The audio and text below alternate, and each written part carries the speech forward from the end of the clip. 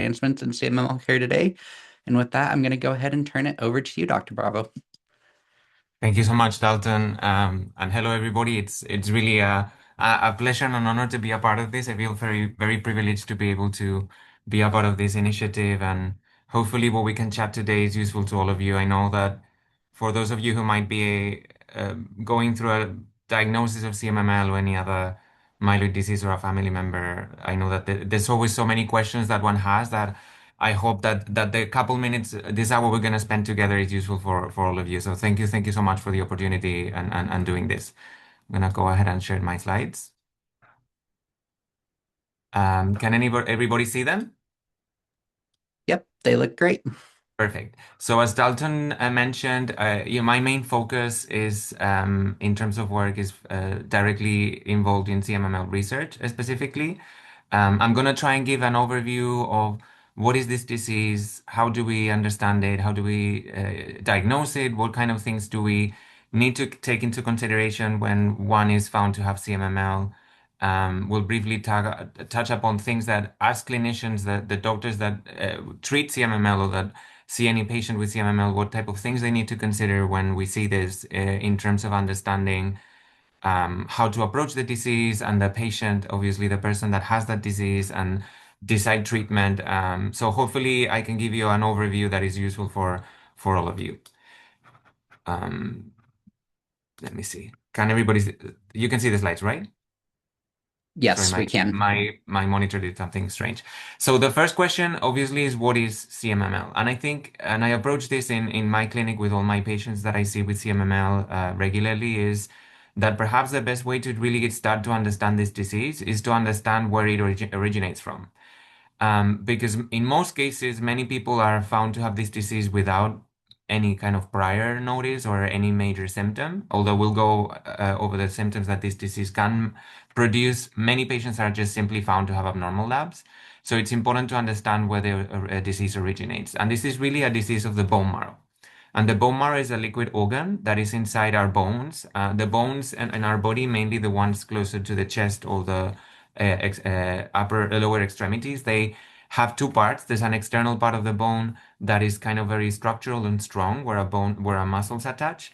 And then inside that structural bone, what we call cortical bone, there's this essential pulp or liquid organ that contains the bone marrow. And that bone marrow is essentially the fabric of all our blood cells. And the way this fabric functions is that, as you can see in this cartoon here, I'm trying to highlight this.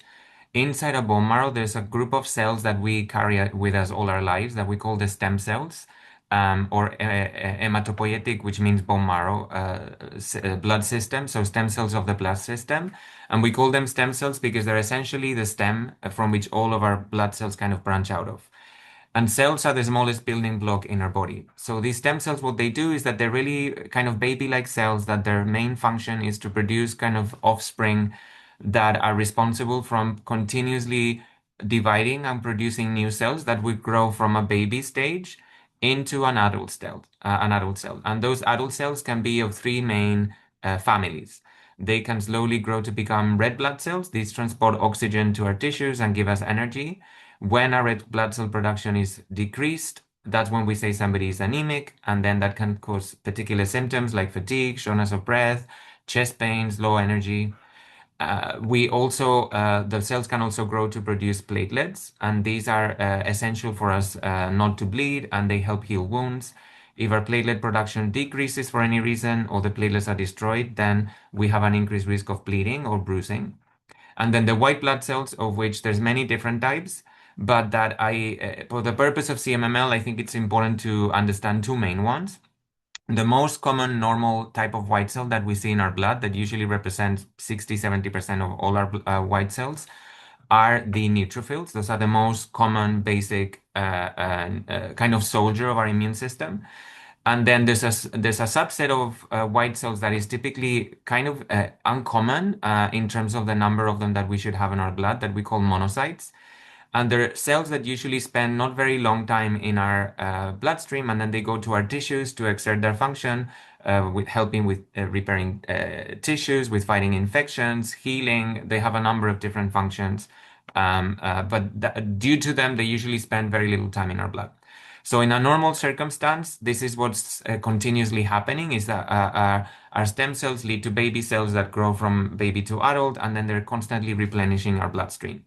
What happens that leads to CMML is that through the course of our lives, and I'll explain that a little bit more later, our stem cells, they can accumulate mistakes. And these mistakes are actually genetic mistakes, which have to do with our genetic information, what we call our DNA, which is the code of life that allows our cells to do what they have to do to function normally, and that allows each of us to be unique and to be human and be able to be alive.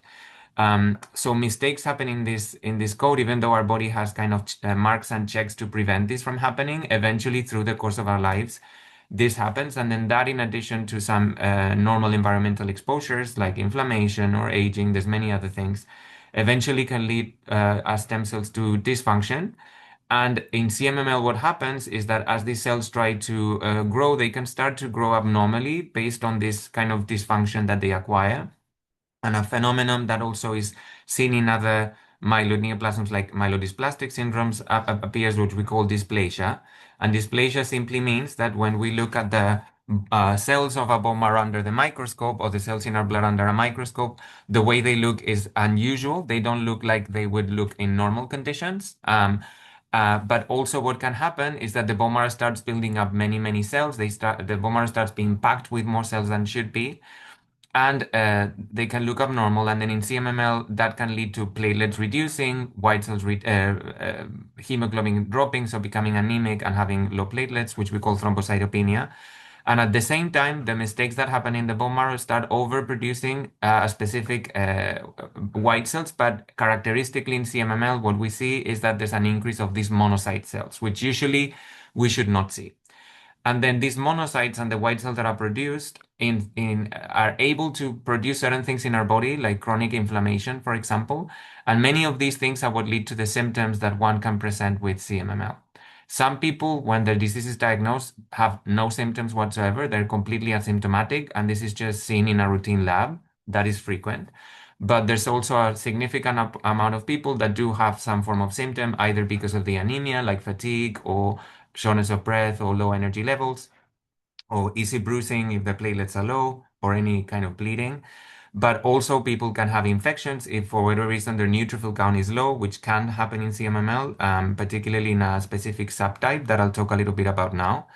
But in people whose white cell count really goes much higher, which we call proliferative CMML, proliferation meaning cell growth, then there can typically appear other type of symptoms, which can be what we call in aggregate B symptoms, which can be things like night sweats that are unexplained and typically quite drenching, or fevers without any evidence of infection, or unintentional weight loss, or, for example, rashes on the skin can sometimes appear in this disease. And in some people, what can happen is that these monocytes and white cells that keep building up in the blood, they can go into different organs, mainly some organs we have in our abdomen that usually are responsible for essentially cleaning up all the old blood cells, particularly an organ called the spleen, which is in our abdomen. And that spleen can get enlarged, and that can also give symptoms of abdominal discomfort, but sometimes also early satiety because the spleen kind of presses against the stomach, and people can get full kind of easily. Those are common symptoms that can appear. And in specific situations, people can also have what we call inflammatory symptoms or symptoms of inflammation that can involve things like joint pains or bone pains, or occasionally autoimmune diseases that look like rheumatoid arthritis or other autoimmune conditions. These are things that CMML can produce when the disease is first diagnosed. So then the next logical question is, how do we diagnose and therefore then classify the disease? And the diagnosis is based on multiple pillars. So one obviously is the symptoms that I mentioned. The second most important one that usually triggers the diagnosis is the laboratory findings. So mainly blood tests that reveal that the white cell count and monocyte is elevated, that the platelet count or hemoglobin is reduced. And this usually needs to trigger certain studies that to establish a diagnosis should be routinely done, which involve performing a bone marrow biopsy to look at what is happening inside of the bone marrow.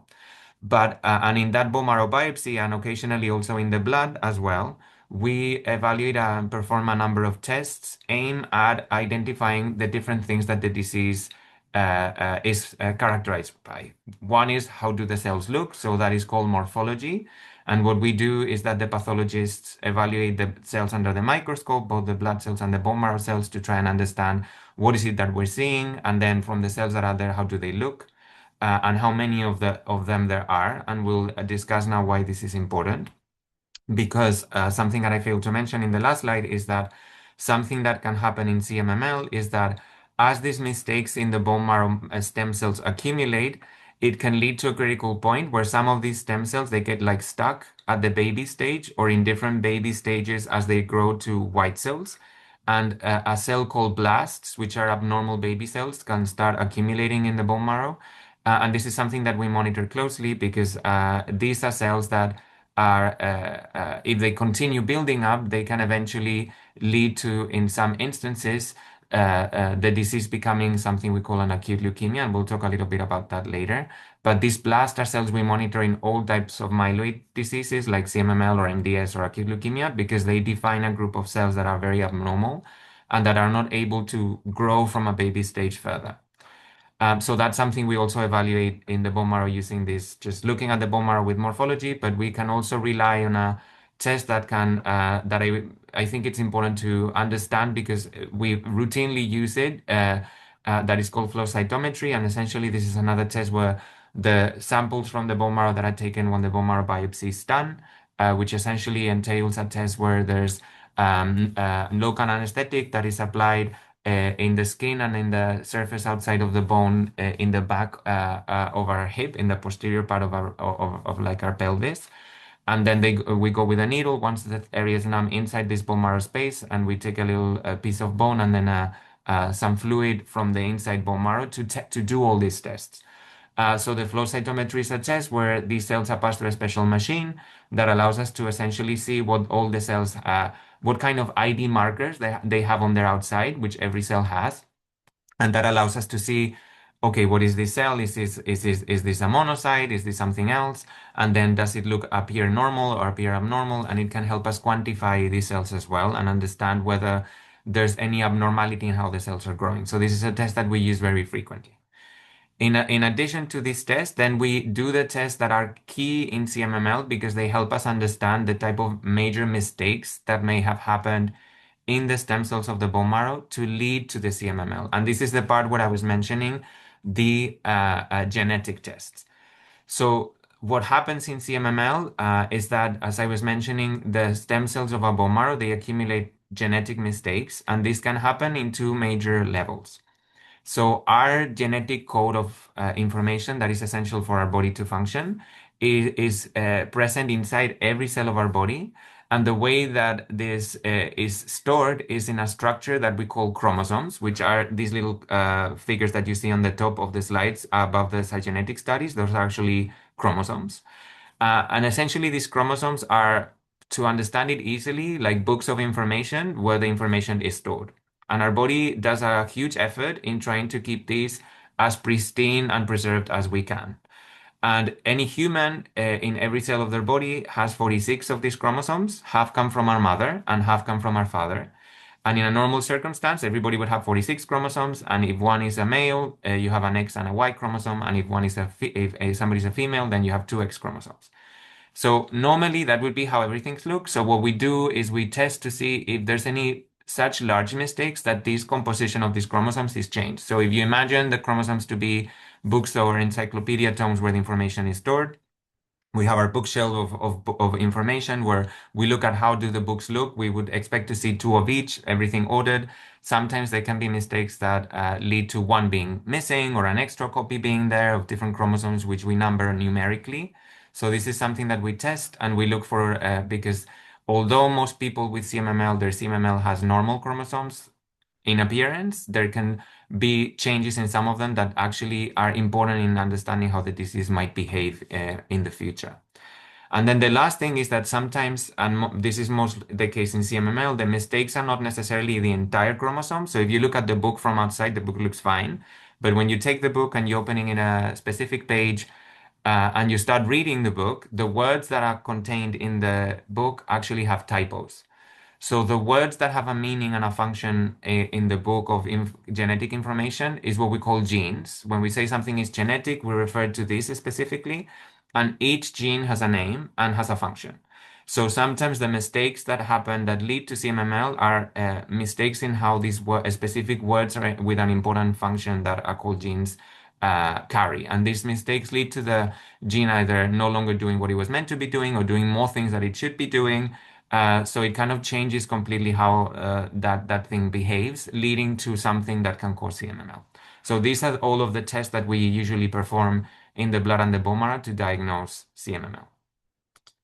And this is just for you to see kind of what is the things that we look at under the microscope. This is very specific, but essentially this is a bone marrow under the microscope. And here you can see a big amount of, a lot of cells packed together. And these arrows here point to monocytes that are abnormal. So this is what essentially a pathologist would be looking at under the microscope. So then, what is it that one needs to understand? And maybe this is going too specific, but I think in understanding CMML and learning to interpret results, if you ever were to be presented with, oh, we did a bone marrow, this is what we see, is knowing what is commonly the mistakes that happen in the bone marrow of CMML in general.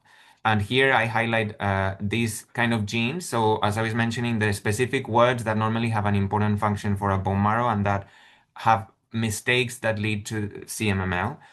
We know that there's specific ones that are recurrently affected in CMML, very typically. As you see, there's a number of them that are present in more than 40% of people with CMML. And these are genes like TET2, ASXL1, and SRSF2. These are the three most common by far.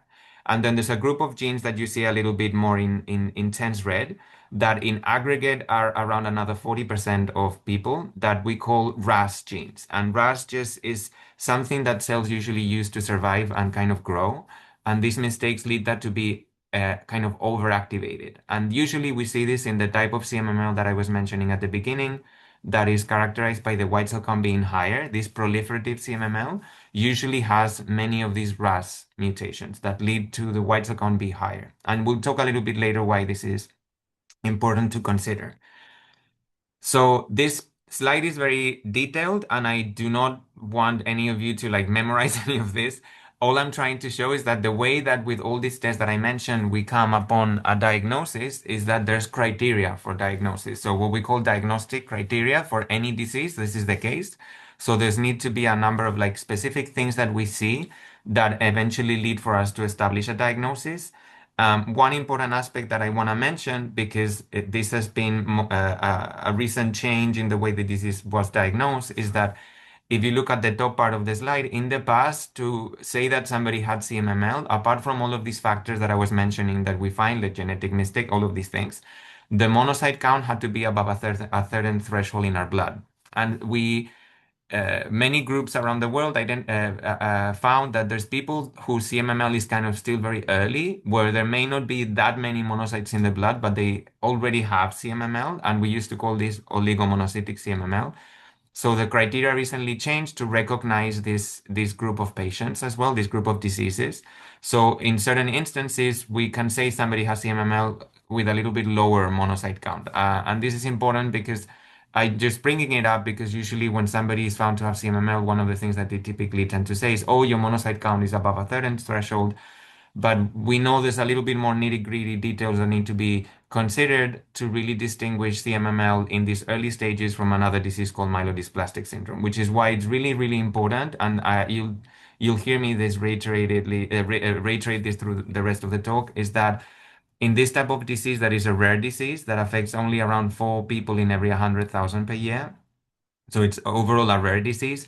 It's very important to really get a very thorough and expert evaluation, both from the diagnostic part, but also for deciding what to do with the disease, because it's not a frequent enough disease that everyone has like a lot of experience treating. So it's important to really try and get an expert evaluation and in terms of establishing the diagnosis and then understanding what to do with the disease, because in early stages, for instance, it can be sometimes difficult to diagnose CMML, and in fact most CMML experts, we agree that probably this disease is underdiagnosed, partially because of all of these nuances that I'm mentioning, that sometimes lead for the disease to be diagnosed as a different thing or as a reactive cause of the monocytes going up.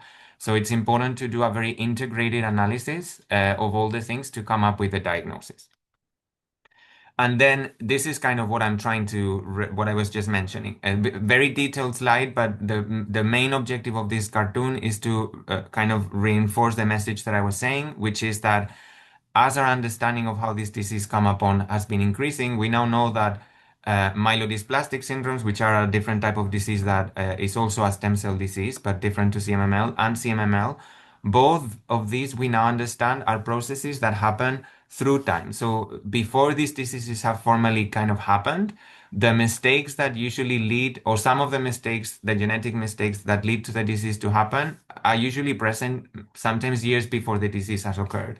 In a group of disorders we call pre-malignant diseases or pre-CMML or pre-MDS stages that have different names. You don't need to know them by heart, but in general we call them clonal, which clonal means we find a genetic mistake if we do a test. Clonal cytopenia, which means the counts are low, or clonal monocytosis, which means that the monocytes are high. So there's this precondition that then leads to these diseases with time and as more mistakes happen in the bone marrow. So having a detailed analysis of many factors can help distinguish these stages. And it's important to distinguish early stages of CMML from MDS. So integrating all of these details that I was saying of the flow cytometry data, the genetic information, how the bone marrow looks, what the counts look like, all of this is really key and critical to help distinguish all of these different stages, because there's situations and there's people in whom the disease, the way it's presenting at that time, can be a little bit challenging to clearly attribute to one of these different stages. So it's really important that there's an expert evaluation to get this as precisely diagnosed as possible. So then, having seen what is CMML, what symptoms does it present with, how does it come upon, how do we diagnose it? Then the next question is, how does the disease behave? What does this disease do? So as I was mentioning, there's these pre-CMML conditions that occasionally we find patients that have these pre-CMML conditions. They still do not have a disease. They have this previous condition, but some of the mistakes in their bone marrow that we can find are typical of CMML, as I was mentioning, for instance, that TET2 alteration and the SRSF2 alteration. In these pre-CMML conditions, when there's still no clear evidence that there's a disease, we typically just monitor things. We try and optimize the medical condition, diabetes, hypertension, things like that. When CMML presents itself, the truth is that CMML is not really one disease. It's a spectrum in how it presents. So as I was mentioning, there's people that have zero symptoms and their count may be more or less completely normal. And when we do all of these assessments in the bone marrow, we see that there's no accumulation of those baby abnormal cells I call blasts, and that maybe the kind of mistakes we find, as I'll talk a little bit later, are not ones that we know may be associated with the disease having a particularly aggressive behavior. So there's people who we just essentially monitor, as I'll go over.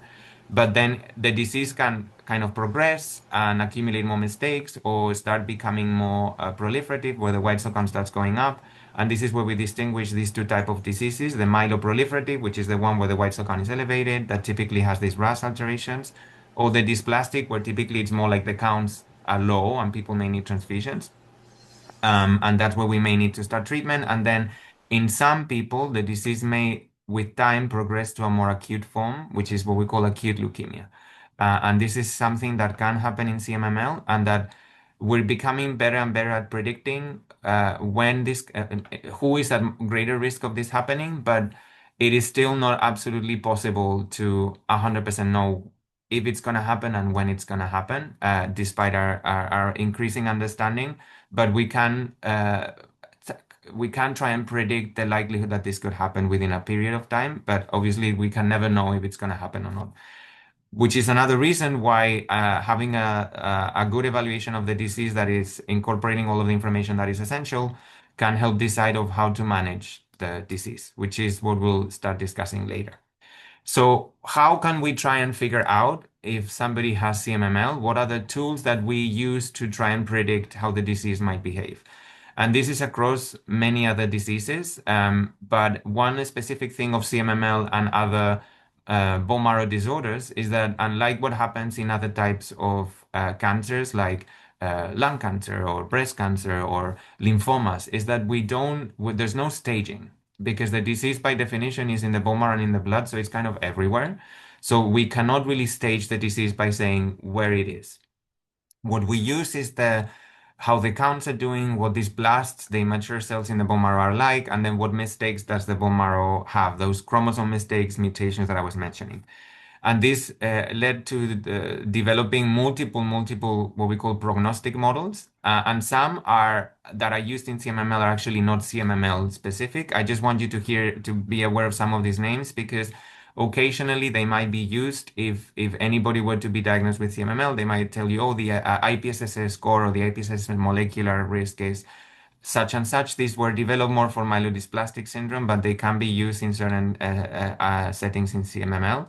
But there's also CMML specific models. And probably the most used, and there's been two more that were recently proposed by all of us that from the scientific community. One is called BLAST model, and the more recent one is called the International CPSS, the ICPSS.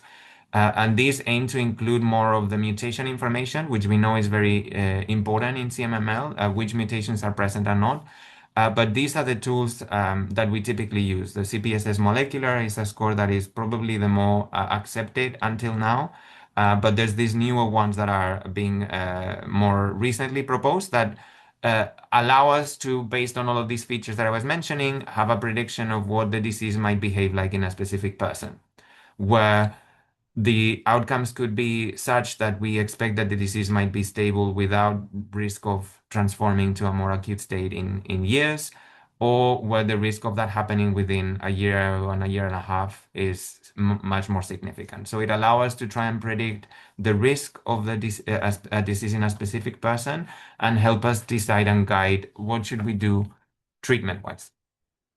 So here I'm gonna talk briefly about what are the treatments for CMML. And this is an algorithm that I wouldn't want you to like memorize or look at it. It's just a highlight of what I think in general are things that we need to consider, which is that the treatment of CMML is not a single treatment. As you can see, the objective of this is basically to guide you through the concept that how we choose how to treat CMML in a specific person is based on many factors, factors related to the disease specifically, but also the needs of that person in a given moment.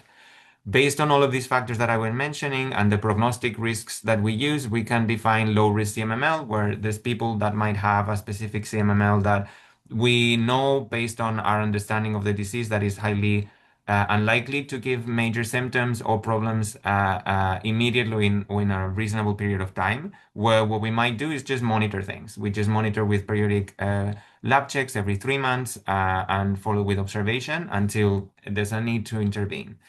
There's people with low risk MML who, despite that, may have actually symptoms of the disease, that they may have a lot of night sweats or fever, so the spleen is enlarged. And then there's medications that we can use, but the only FDA approved medications specifically for CMML are a group of drugs that we call hypomethylating agents, which is this term HMA used in the slide. And these are two different drugs. One is called azacitidine and the other one is called decitabine. Those are truly the only FDA-approved drugs for CMML. So as you'll see in this algorithm, there's many other things there. And that is because there's been data to suggest that other drugs could be effective that are approved for other diseases, but that are yet not FDA approved for CMML. But we know there's evidence that it could help. One of them, for example, is the drug ruxolitinib, which is a JAK inhibitor. This is approved for another disease called myelofibrosis, but we know it can help with the symptoms and reducing the spleen size. Other drugs are growth factors that can help the bone marrow produce more red cells in the group of people that may just have anemia. These are things like EPO or luspatercept, which is a drug approved for MDS. And then we'll sometimes, in some low risk situations, we can sometimes use medication to boost platelet production called eltrombopag, but it's very important to get a thorough assessment before this because it should only be used in settings of very low risk disease without high risk kind of mutations.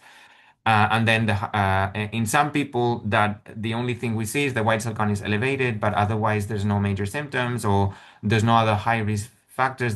That's where in some people some physicians might recommend a drug called hydroxyurea, which can be used, or alternatively the hypomethylating agents can be used. And then when there's no response to these treatments, or as treatments are used on people with more high risk disease features, then we should do the hypomethylating agents or a clinical trial. And this is something I'm going to reinforce in the end, because as I was mentioning, the only FDA approved drugs for this disease are two drugs, azacitidine and decitabine. Uh, Clinical trials where we're testing new novel drugs that we think could help in the disease are essential because they open new opportunities of treatment and they may help us advance the field in terms of what treatments do we have available for patients with CMML. And then one important modality of treatment that should be considered in CMML from the get-go, but that may not need to be done initially in all patients, is what we call a stem cell transplant. So the only curative treatment for CMML, curative meaning we do a treatment or an intervention that eliminates a trace or evidence of CMML in the bone marrow when we look at the bone marrow, is what we call a stem cell transplant, which essentially entails that we give a chemotherapy that depletes one's own bone marrow and own bone marrow stem cells, and then we give a donor stem cell to the person so that those stem cells go to the bone marrow after that chemotherapy we gave, and they engraft and they start producing a new blood system that is healthy to try and substitute the person's own sick blood system, and also to produce an immune system that would find any residual CMML cells and kill them. And this is something that we need to consider in people, in old people who have more of the intermediate high risk CMML, or when maybe initially they had low risk CMML, but we've used all the treatments and the disease seems to be advancing, and then that's when we do a stem cell transplant too. There's specific groups of people in which the evidence is growing that we could use more chemotherapy-based approaches, not just this low dose azacitidine and decitabine, but this is something that I think requires an evaluation to see if this is reasonable. But people who have CMML with high white cell count, high blast, that are younger and may go to a transplant, we can use different modalities of different dosages of chemotherapy if no clinical trial is available, and that is also a reasonable option.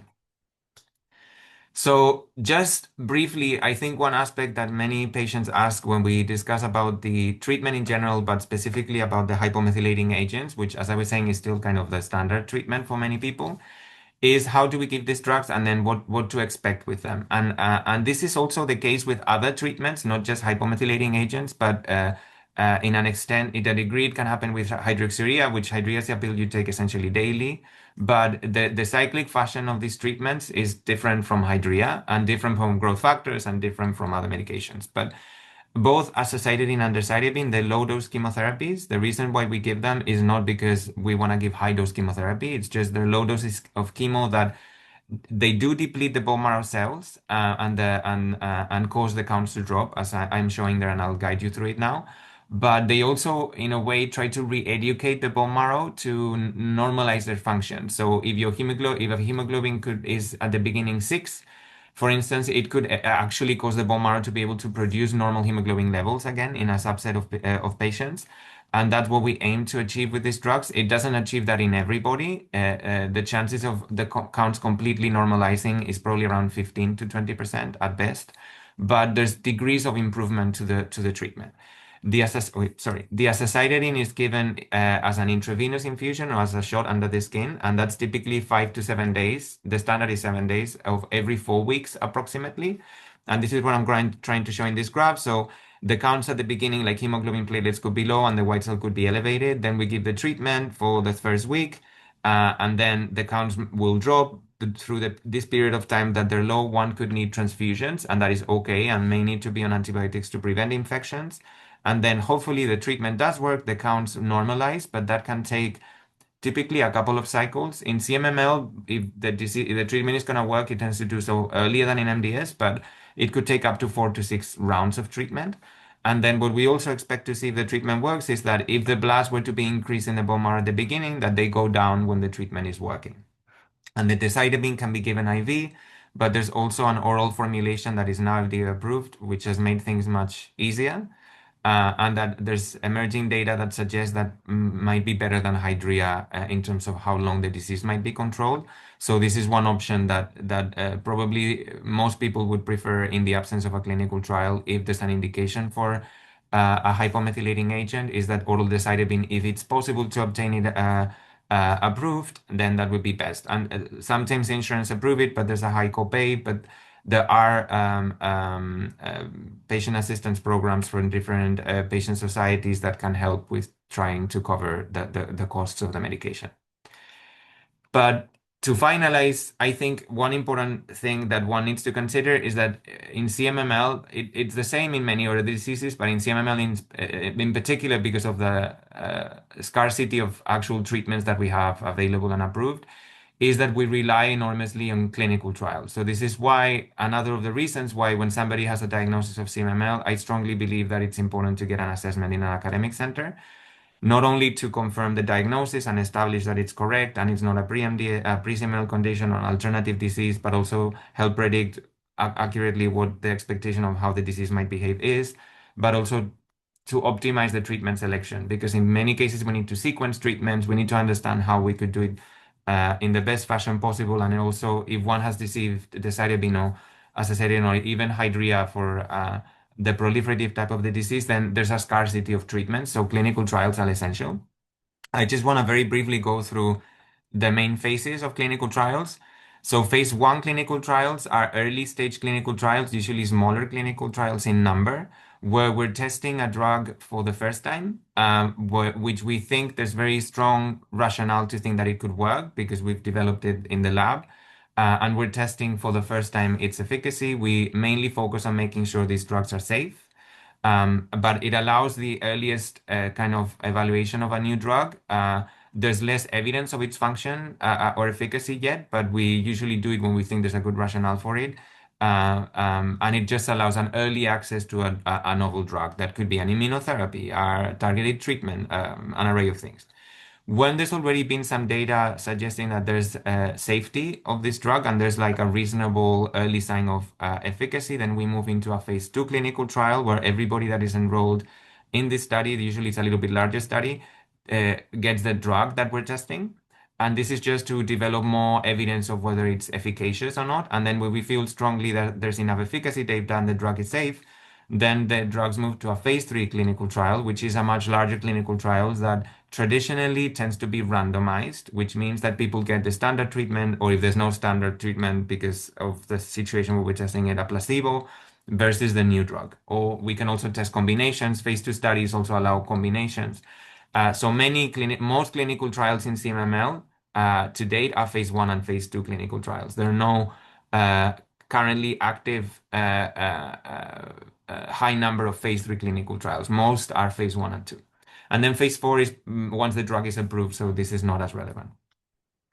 So this is just to highlight what is it that is trying to be tested in CMML in clinical trials. I was mentioning that I think it's very essential that everybody's aware that in CMML in particular, clinical trials are very much needed because there's, as I was mentioning, not that many treatments. Again, this is not to go over all of these. It's just to highlight that the way that the scientific community is trying to address the CMML is based on what we know is important in why the CMML happens and what leads to it. And in some specific situations, there are drugs that maybe we think could be effective across the board, like because of we're targeting the monocyte cells of the disease. And there's a number of these clinical trials that we, for example, have open at MD Anderson, but there's other places where there's additional ones.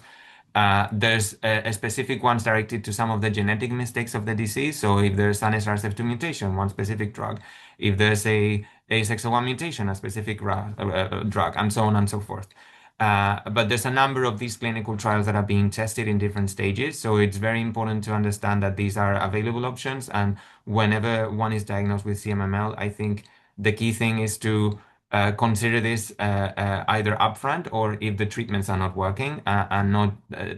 Typically, it's always good to get an assessment. The same is the case as if we feel the disease is progressing to an acute leukemia, where there are not that many standard approaches. We also want to consider clinical trials for that situation.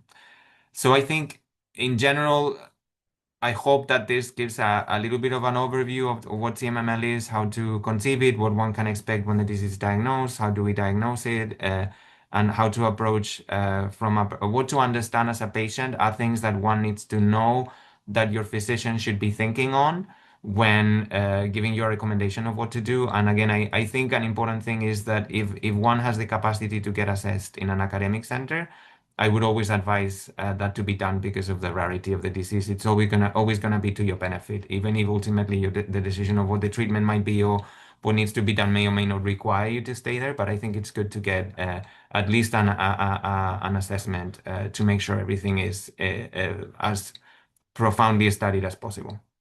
And with that, I want to give a little bit of time for questions if there are any. But hope this was useful. That was wonderful, Dr. Montalban Bravo. Very thorough and very easy to follow along with. So thank you for that. Um, did want to let everyone know that HealthTree does offer a couple of resources that might be helpful for some of the things that you spoke about. So we do have a clinical trial finder that can help patients find trials that they might be a match for. We also offer a specialist directory. So if you're looking for a CMML specialist in your area, we have a list that should help make that a little bit easier for you. With that said, I'm going to go ahead and hop into some questions here. First up, we have, is a high immature reticulated platelet count, along with thrombocytopenia, an indication that bone marrow is not working well, even if bone marrow blasts are still less than 10%? So that's a good question. So normally there would be a little bit more of information that probably would be needed to assess that, which would have to do with what the bone marrow looks like in terms of the platelet producing cells and the mistakes that are there. Usually when the reticulated platelets are increased, that tends to mean that they're more early platelets, which means the bone marrow is actually making them, but they may be destroyed on the peripheral blood, which can happen in these disorders as well, or for other reasons that are not MDS or CMML. So looking at the bone marrow and seeing if the platelet producing cells are increased in number or reduced in number, and if there's any mutations or not present, probably would be helpful. So to your question, yes, it could happen. Usually if we see increased reticulated platelets, that might mean that the bone marrow is actually making them, but they're being destroyed in the peripheral blood system or the spleen. But I would need a little bit more of a specific information to guide that specific case. But Mhm. in principle, it could be that the blast may not be increased and that be the case. Okay. And then next up, I'm going to generalize some of these questions just a little bit. But this individual's asking about kind of how the distinction between MDS and CMML can be made. So they're specifically asking they have low-grade MDS, but experience none of the CMML symptoms, and they do have elevated monocytes. Their monocytes are subsetting around 85%, normal MO1. They do have a low blast count. Just how do you kind of make distinctions? And I think that gets back to really the nuance of CMML. So how do you kind of parse through Yes. that? So it's actually a phenomenal question. And it's going into details that I didn't want to go to thinking it was going to be too much, but I guess maybe I should have. But so this is where an integrated diagnosis is essential because we know that, and there's more and more emerging data. We just actually published a paper on this, where integrating the genetic information with the flow cytometry and how the bone marrow looks is very, very relevant because there are MDS patients with MDS that can have similar symptoms to CMML, but where their biology seems to be different. Traditionally, the MO1 fraction in CMML should be more than 94%. So it is atypical for 85% to be seen in CMML. So in your particular case, I think knowing what mutations were present and the bone marrow morphology and other factors would probably be helpful. And one thing, Dalton, I don't know if it's okay or not, but one thing I'm happy to do is to provide my contact so that if anybody wants to send me an email specifically to discuss their case more, calmly and in private, I'm happy to do so. I can maybe leave my email on the text so that Yeah, if you want to, I'm totally happy reviewing your case. But I think knowing the mutations of your disease, and then whether that monocyte fraction was done before or after any treatment, and seeing your counts and reviewing the bone marrow morphology, what cells they're doing could probably be important, because there are these kind of overlap situations where not all of the factors look like specifically one disease, and having a more nuanced assessment probably is important. But typically, we would expect it to be more than 94%. But again, if there was to be like SRSF2 and 2 mutations, that's more CMML like. But okay, happy if you want to approach me. I'm actually going to write my email there for anyone that is interested. perfect. Um, so that is my personal email. Please feel free to reach out anybody that has an interest. Wonderful. Very kind of you to do that. Um, Next up, we has what is the success rate of a stem cell transplant, and is there an age limit to be considered?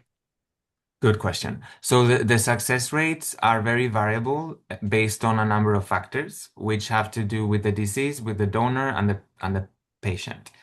If we take an aggregate, like in general, if we get everybody that has gotten a stem cell transplant with CMML, and we look in aggregate at what happens at 2 years, at 5 years, usually in aggregate, the chances that somebody is alive with no CMML at 2 to 5 years is approximately 40 to 40% across the board. But there's people that do really well with it. There's people that have a disease that is more likely that it could come back after the transplant. So giving a blank statement is usually not the best approach, and I try not to do this as much as I can, because I feel like it affects the way one perceives certain things. Because there's a lot of things that play into consideration. What type of CMML does one have? What is his physical condition? What type of donor does the person have? How does the transplant bone marrow look after 30 days? But in aggregate, that's the outcomes. In terms of age limit, so there's there's been a movement towards removing numerical age limits and trying to use as much as possible biological age. So more and more the transplant physicians, and I'm not a transplanter, but evidently many of my patients with CMML undergo transplant.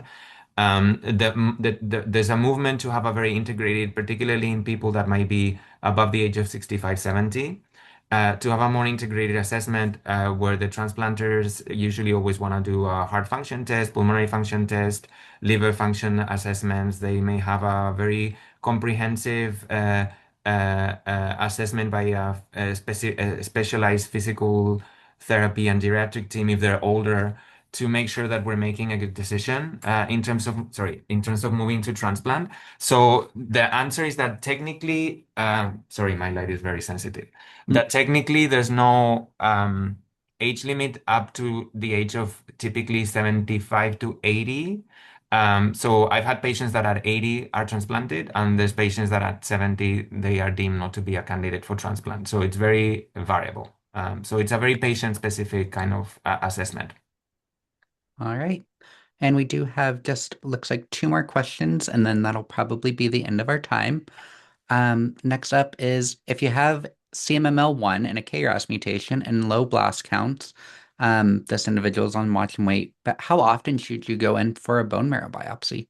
Very good question. I would say that again, it depends on whether the only finding is the KRAS mutation or not. So again, happy if you wanna. I don't know if this is of somebody specific or just like more Mhm. conceptual, but happy to provide more in-depth answer via email if you want to. But when KRAS mutations happen in the setting of other additional mutations, the behavior of the disease can be very different. So if KRAS happens with ASXL1 or RUNX1 mutations or ZBP1 mutations, then the behavior is more likely to eventually be of an issue. So I would follow with bone marrow biopsies closer. If it's a KRAS isolated mutation with nothing else, then probably I don't think it's necessary to do them too frequently, because the behavior of such CMMLs tends to be usually quite stable. So Mhm. it depends. So it depends on whether it's in isolation or not. All right. And then this one's more of a comment, but this individual is saying that they were diagnosed with CMML almost 10 years ago. The only symptom that they have is low platelets, and they seem to tolerate it pretty well. They've been on Promecta for a couple of years, so glad to hear that you are doing well. Yeah, so this is one of the treatments that I was mentioning. I'm really happy to know you've been doing so well. So this is some group of patients are like you, where usually there tends to be more people that have this SRZ2 T2 and that's it, and the platelets are low, and they actually do really nicely on eltrombopag for a period of time. So I'm really happy to know that that's your case. But th yeah, there are people whose disease behaves like this. So it's fantastic you've been so stable for so long. Yeah. And that's going to wrap up our questions. Thank you, Dr. Montalban Bravo. This was so incredibly informative. You did a great job covering so much material, but also doing it in an approachable way and answering so many questions. So, truly, thank you for your time and for your expertise and all of the hard work that you put into CMML. It's very appreciated. Thank you. No, thank you so much. And I hope this was useful for all of you and not too overwhelming. Yes. And thank you for the opportunity. I think that initiatives like this are really needed because one of the major drawbacks of this disease being so infrequent is that there's not that much information out there. So Of I think this is really wonderful that you're doing this. So thank you. Thank you so much. course. And just a quick reminder to everyone as we start to hop off, we do have that short survey. If you could fill it out, it really does help me when I'm looking at other webinars to plan for the future. Um, I wanted to let everyone know that HealthTree does offer a Black health community. So if you or someone you know could benefit from this, please feel free to join. We like to offer as specific and individualized support as we can. So just wanted to raise a little bit of awareness around that. And then we do have some upcoming webinars that I think might be of interest to some of our community. Um, Next Tuesday, we have a webinar about palliative care and how it can fit into your treatment plan. Next Wednesday, we have a webinar for innovations in high risk MDS. So, not CMML, but kind of a cousin of CMML. And then on Wednesday, June 3rd, we'll have a community gather. So, an opportunity for MDS and CMML patients to come together and just connect with one another and really have that opportunity to speak with others who understand what you're going through. So, that'll be on Wednesday, June 3rd. The community gather events are not recorded, just out of respect of privacy for individuals who do attend those. So, if you would like to attend and participate, please do so, but just know that that one won't be recorded. The educational webinars will be, however. Um, just wanted to thank everyone again for showing up today. And again, thank you, Dr. Montalban Bravo. Truly, this was amazing. If anyone has any questions, please feel free to reach out to me. My email is up on the screen. It's just Dalton, DALTON at healthtree.org, and I am always happy to assist you. And I hope everyone has a great rest of your day. Thank you so much, everyone. Take care. Thank you.